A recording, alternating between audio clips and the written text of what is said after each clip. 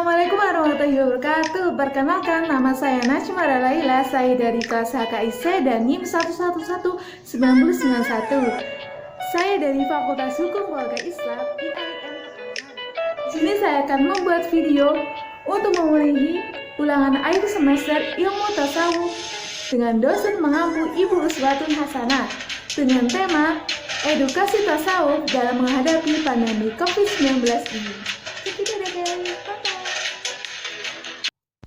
Genggaman tangan ini sekarang sudah tidak dapat menggenggam lagi karena datang virus mematikan.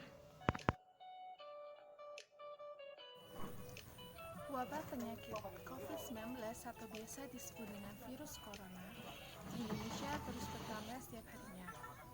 Virus corona merupakan teror yang sangat mematikan dan semua orang harus selalu waspada dengan cara mengikuti dan patuh terhadap pemerintah seperti berdiam diri di rumah. Virus corona merupakan pandangan dalam ilmu tasawuf ada suatu bencana atau biasa yang disebut dengan al-khauf. Karena wabah virus ini atau bencana alam seperti kelaparan, krisis ekonomi, ancaman keselamatan jiwa, serta krisis pangan tak lebih dari sekedar ujian yang hanya perlu direspon manusia dengan bersikap sabar.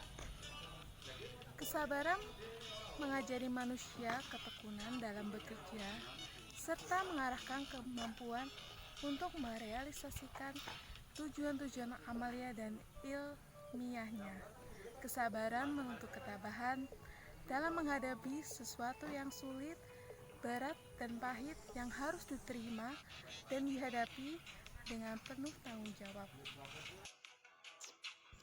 Kesabaran adalah wujud dari konsistensi diri seseorang untuk memegang prinsip yang telah dipegangi sebelumnya.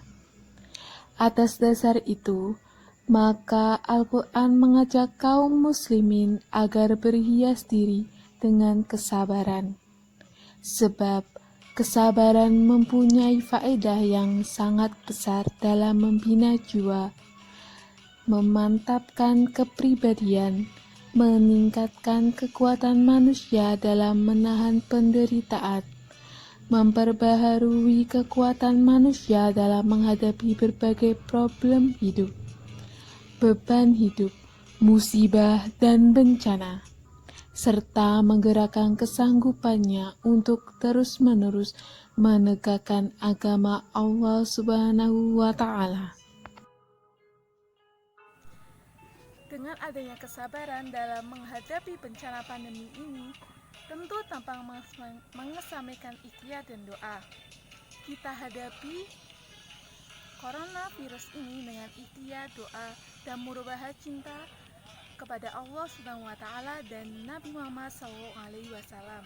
Kita jadikan wabah ini sebagai pemantik untuk mencintai Allah dan Rasul-Nya di atas yang lainnya. Barang siapa yang mau berikhtiar, maka akan dicatat sebagai ibadah.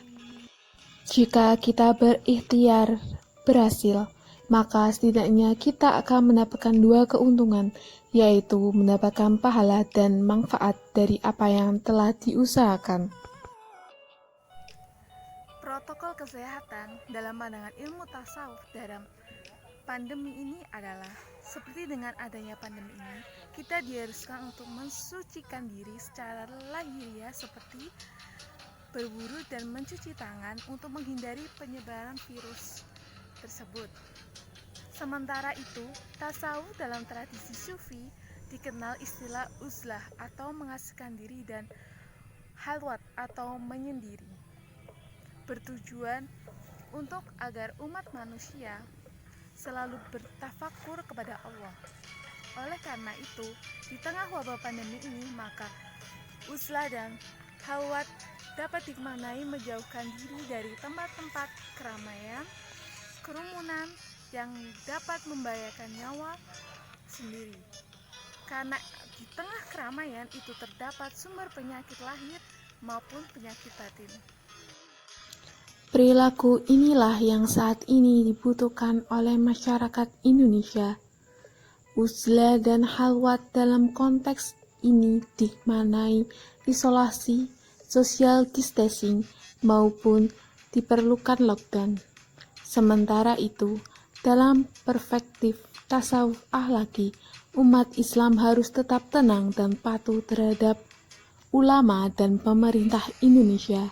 Dan dalam perspektif tasawuf amali, kita harus terus berdoa dan istiqomah terhadap ibadah kita atas pandemi virus corona ini.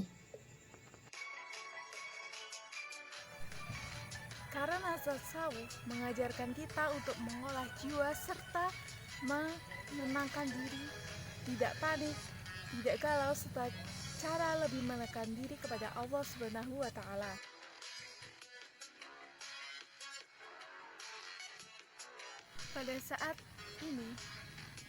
Pada saat seperti ini, ketenangan jiwa sangat diperlukan.